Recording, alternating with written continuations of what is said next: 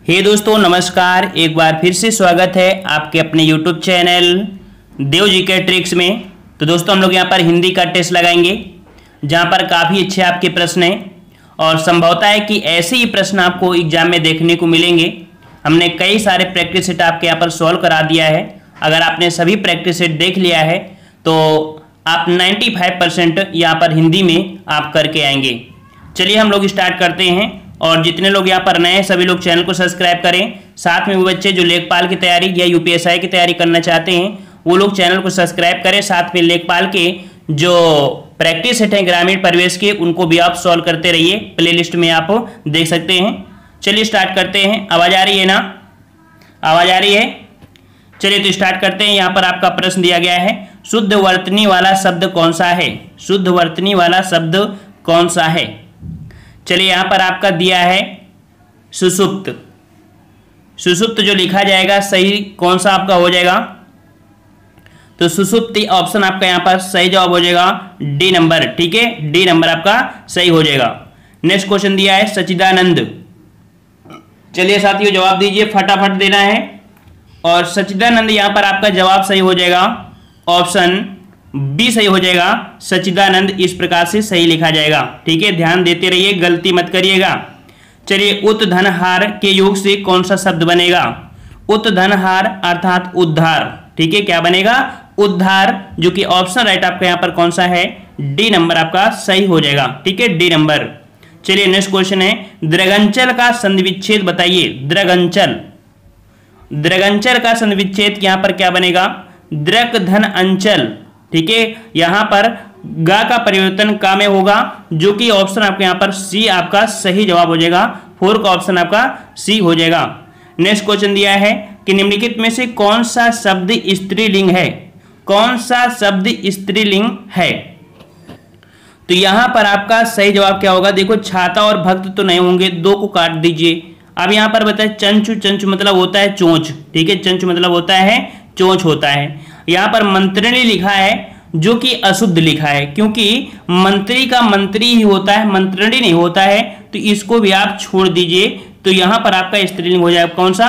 चंच मतलब चोंच। चोंच आपकी जो है वो आपकी स्त्रीलिंग हो जाएगा। ठीक है, अगला क्वेश्चन है कि सामग्री का पुल्लिंग क्या है? सामग्री का पुल्लिंग क्या बनेगा? चलिए 6 का जवाब, सामग्री का पुल्लिंग क्या बनेगा? तो बिल्कुल सही जवाब है सामग्री का। याद रखिएगा पुल्लिंग बनेगा आपका सम्राट बनता है। ठीक है, क्या बनता है? सम्राट। ऑप्शन आपका सी हो जाएगा। नेक्स्ट क्वेश्चन दिए गए हैं कि सभा में 20 लोग थे। देखो यहाँ पर क्लियर नहीं है कि 20 थे कि नहीं। अगर 20 होते तो बोलते कि सभा में 20 लोग थे, लेकिन यहाँ पर 20 मतलब बोलते हैं 20 लोग थे। जरूरी नहीं है कितने हैं, अर्थात यहाँ पर संख्यावाची तो है लेकिन कैसा? अनिश्चित संख्यावाची है। ऑप्शन आपका यहाँ पर डी सही हो जाएगा। अगला क्वेश्चन है, जो क्रिया अभी हो रही हो उसे क्या कहते हैं? जो क्रिया अभी हो रही हो मतलब कि क्रिया पूर्ण नहीं है, अभी क्रिया क्या है? अपूर्ण है। और अपूर्ण के साथ साथ यहां पर हो रही है अर्थात वर्तमान भी है, अर्थात यहां पर आपका क्या हो जाएगा?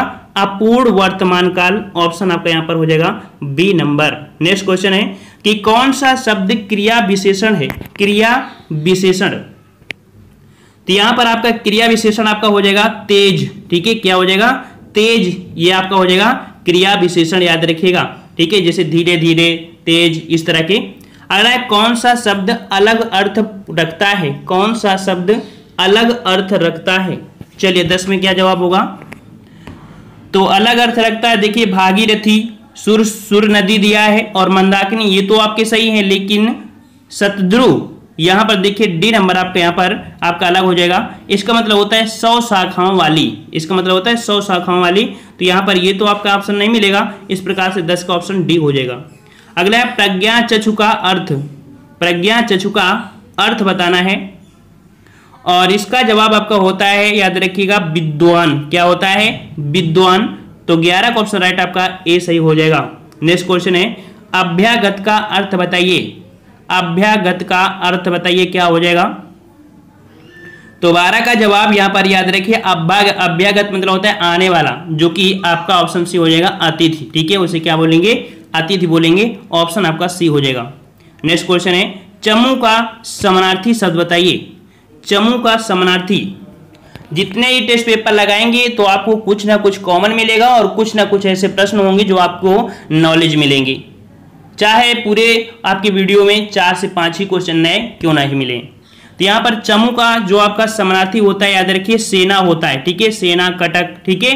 तो ऑप्शन आपका 13 का ऑप्शन आपका यहाँ पर ए सही हो जाएगा। अगला है सरवरी का अर्थ बताइए। सरवरी का अर्थ, सरवरी का अर्थ क्या होता है साथियों? बिल्कुल सही जवाब है ऑप्शन डी हो जाएगा, रात्रि होता है, ठीक है, रात्रि होता है, डी नंबर। अगला क्वेश्चन है शाश्वत का विलोम है। शाश्वत का विलोम, शाश्वत का विलोम नश्वर होता है, याद रखिएगा, शाश्वत का विलोम क्या होता है? नश्वर होता है, सी नंबर।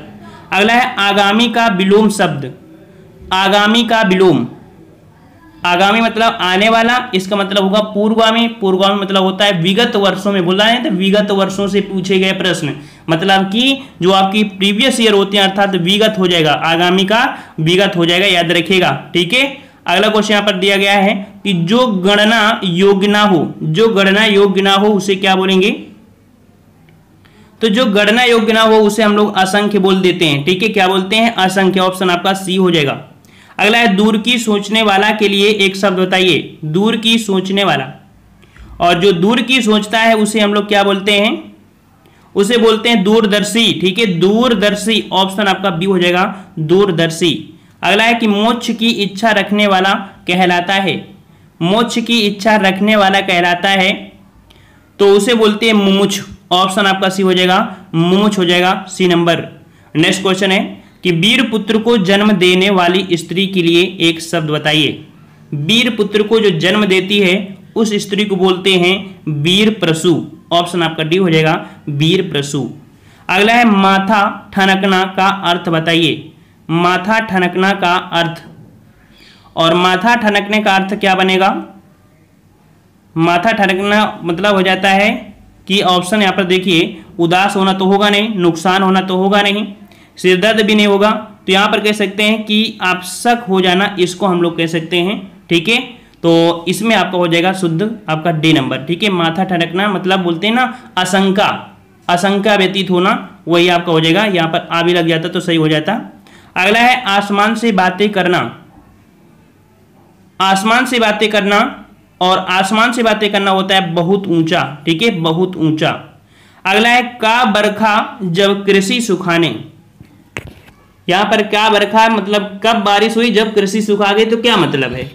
तो वही काम आपका हो गया, काम बिगड़ने पर सहायता व्यर्थ होना। जब काम बिगड़ जाए फिर सहायता करो तो क्या मतलब है, ठीक है। ऑप्शन आपका बी हो जाएगा।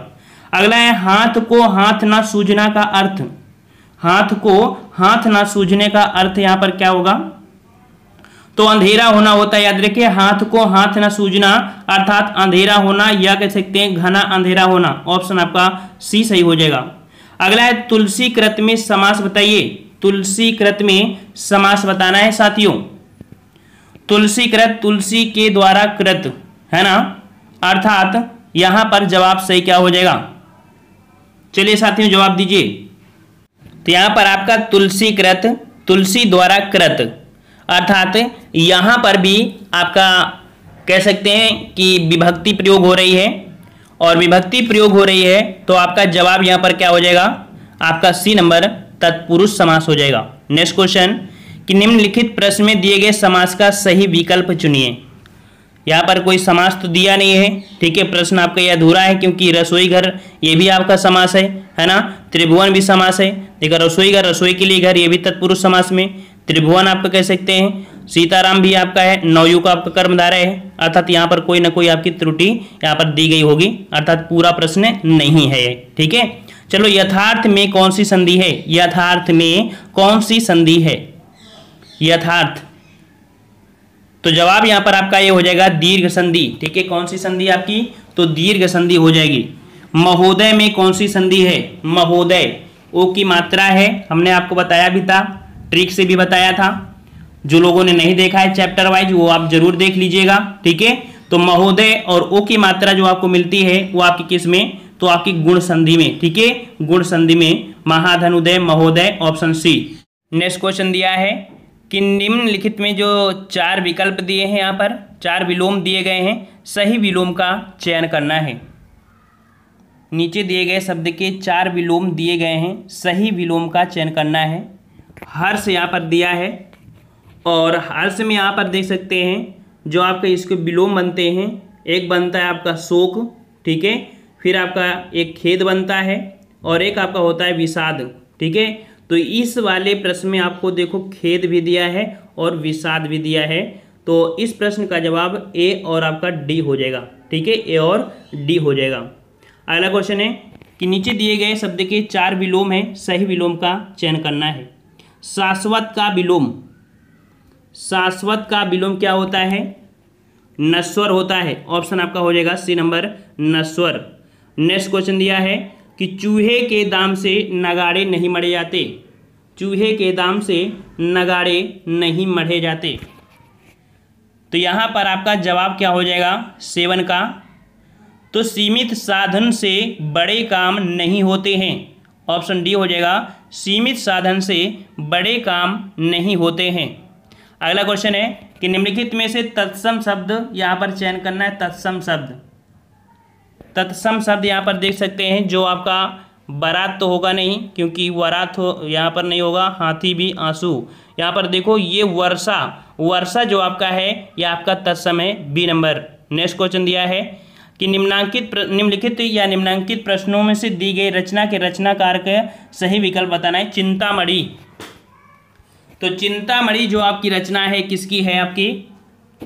तो चिंतामणि है आपकी आचार्य रामचंद्र शुक्ल की, ठीक है। ऑप्शन आपका सी हो जाएगा, रामचंद्र शुक्ल। नेक्स्ट क्वेश्चन है कि निम्नांकित प्रश्नों में से दी गई रचना के रचनाकार का सही विकल्प चयन करना है। उर्वशी, यहाँ पर उर्वशी के लिए बताना है और उर्वशी किसके है? बिल्कुल सही है, रामधारी सिंह दिनकर की है। ऑप्शन आपका हो जाएगा रामधारी सिंह दिनकर। नेक्स्ट क्वेश्चन है पंचानन में समास बताइए। पंचानन, पंचानन 5 हैं आनंद जिनके, तो यहाँ पर आपका जवाब बिल्कुल सही हो जाएगा। यहाँ पर सी नंबर, बहुब्रीहि समास, ठीक है। विशेष अर्थ निकालते हैं भगवान में, तो आपका सी हो जाएगा, ठीक है। और अगला क्वेश्चन है पुरुषोत्तम, पुरुषोत्तम में कौन सा समास है? पुरुषों में उत्तम, देखो कर्मधारय समास होता है, इसका देखा जाए तो शुद्ध आपका होगा कौन सा? कर्मधारय समास, ठीक है, कर्मधारय समास। लेकिन हमने आपको बताया था कि कर्मधारय स्टार्टिंग में आपके समास के अंतर्गत नहीं आया करता था, तब आप ये कह सकते हैं कि कर्मधारय नहीं था सिलेबस में, अर्थात कह सकते हैं कि इसे जबरदस्ती बनाया गया। और ये बनाया किससे गया? आपके तत्पुरुष से बनाया गया, ठीक है। तो इस कारण से कह सकते हैं कुछ रूल ना मिलने के कारण इसी कर्मधारय समास एक नया बनाया गया। तो जब कर्मधारय आपका ना हो तो आप किसको लगा देंगे? तत्पुरुष को लगा देंगे। याद रखिएगा क्वेश्चन को, ठीक है। तो आपका जवाब हो जाएगा डी नंबर। अगला है निम्नांकित प्रश्न में दिए गए समास का सही विकल्प चुनिए। यहाँ पर द्विगु समास बताइए। द्विगु समास यहाँ पर दिया है और सही आपका कौन सा हो जाएगा? तो 13 का ऑप्शन राइट। आपका जवाब यहाँ पर आपका द्विगु समास था नवरत्न, ठीक है। नवरत्न जो आपका है ये द्विगु समास है, ठीक है। नेक्स्ट क्वेश्चन है कि निम्नलिखित प्रश्न में से समास यहाँ पर बताना है। कर्मधारय समास कौन सा है?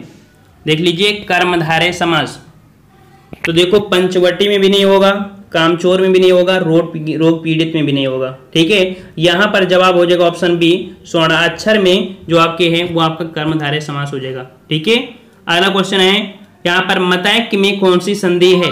मतैक्य में संधि, यहाँ पर देखो अ की मात्रा है ना, और जहां पर अ की मात्रा होती है वहां पर आपकी कौन होती है? वृद्धि संधि, ठीक है। तो मतैक्य में कौन सी संधि आपकी है? तो ऑप्शन आपका डी हो जाएगा, वृद्धि संधि। हमने सब कुछ आपको बता दिया, इसलिए स्पीड में आपको बता रहे हैं, ठीक है। अगला दिया है यहाँ पर कि सही विलोम शब्द का चयन करना है। 4 विलोम दिए गए हैं, सही विलोम शब्द का चयन करना है। सृष्टि, रचना, सृजन, निर्माण। तो यहाँ पर कोई विकल्प तो ऐसा दिया नहीं, दिए गए शब्द के 4 कोई शब्द ऐसा तो दिया नहीं गया है। ये भी प्रश्न आपको कह सकते हैं यहाँ पर अधूरा ही है ना। देखिए सृष्टि, रचना, सृजन, निर्माण, निर्माण करना भी रचना करना होता है।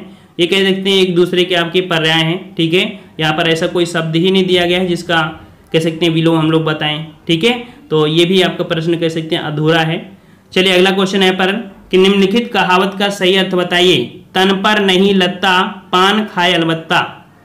तन पर नहीं लत्ता, पान खाए अलबत्ता। तो जवाब यहाँ पर क्या हो जाएगा, 17 का जवाब हो जाएगा झूठा दिखावा करना। ऑप्शन डी हो जाएगा झूठा दिखावा करना। अगला क्वेश्चन है कि निम्नलिखित कहावत का सही अर्थ बताइए। निम्नलिखित कहावत का सही अर्थ बताना है 18 नंबर। और 18 का यहाँ पर जवाब दिया है हथेली पर सरसों नहीं जमती। हथेली पर सरसों नहीं जमती मतलब हर काम अपने समय से ही पूरा होता है। ठीक है, हर काम अपने समय से ही पूरा होता है। तो यहाँ पर कि जवाब आपका यहाँ पर बी सही हो जाएगा। ठीक है, और यहाँ पर नेक्स्ट क्वेश्चन दिया गया है कि निम्नलिखित में से कौन सा शुद्ध वाक्य है। कौन सा शुद्ध वाक्य है 19 नंबर। सभी ने उस मैच को देखा। तो बोलने में तो सही लग रहा है, देख लेते हैं। सबों ने, सबने, सभी, ये नहीं होगा, तो आपका यहाँ पर ए नंबर हो जाएगा कि सभी ने उस मैच को देखा, जो कि आपका ए नंबर ही सही हो जाएगा। अगला है निम्नलिखित में से अशुद्ध वाक्य कौन सा है। अशुद्ध वाक्य कौन सा है। कह रहा है देखो शत्रु दौड़ रहा है। देखो शत्रु दौड़ रहे हैं। देखो शत्रु के साथ दौड़ रहे हैं, शत्रु में होता है दौड़ रहे हैं। तो आपका पहला ही यहाँ पर पॉइंट आपका गलत हो चुका है। मैंने आम खाया सही है, लड़ाई में जीत हुई ये भी है, वह जीत गया सही है, लेकिन आपका ए नंबर आपका यहाँ पर गलत हो गया। ठीक है, नेक्स्ट क्वेश्चन दिया गया है कवित्री का संशोधित रूप बताइए। कवित्री का संशोधित रूप, और कवित्री का संशोधित रूप आपका हो जाएगा शुद्ध कवइत्री। कवइत्री ऑप्शन डी हो जाएगा। अगला क्वेश्चन है तत् धन संकर की संधि विच्छेद होगी।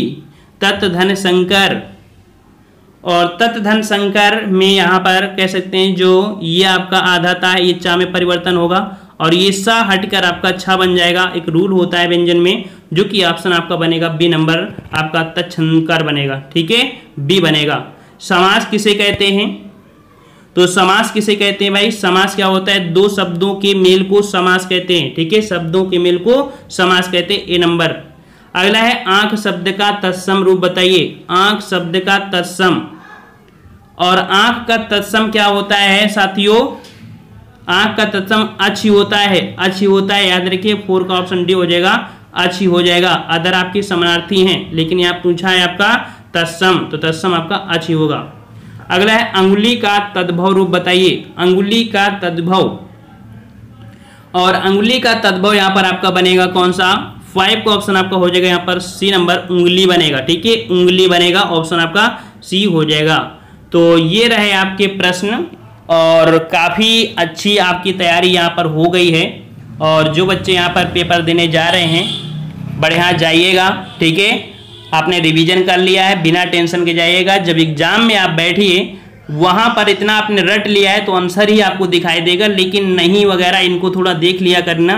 थोड़ा फास्ट में, बिल्कुल इतना फास्ट मत हो जाना कि सुपर फास्ट बन जाओ। यहाँ पर सुपर फास्ट टेस्ट आप लगाते हो, लेकिन एग्जाम में मत लगाइएगा, थोड़ा सोच समझ के लगाइएगा। समय आपको काफ़ी मिल जाता है, और ज़्यादा इतना बड़ा सिलेबस भी नहीं है। जीके और हिंदी आपको मिलेगी, है ना। तो पेपर में कह सकते हैं कि बिल्कुल इजी है, कोई कैलकुलेशन तो करना नहीं है कि आपको दिक्कत हो किसी प्रकार की।